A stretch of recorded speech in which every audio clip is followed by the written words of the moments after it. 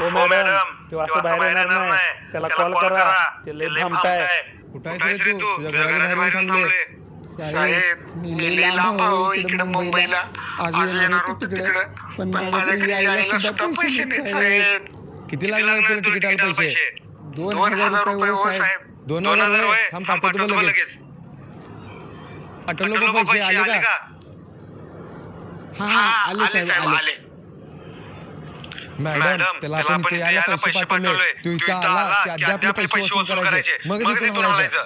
हो साहेब, आम्ही गेल्या 7 दिवस झाले इथेच उभा आहे. तेव्हा माणूस अजिबात 1 मिनिट सुद्धा घराच्या बाहेर येत नाही.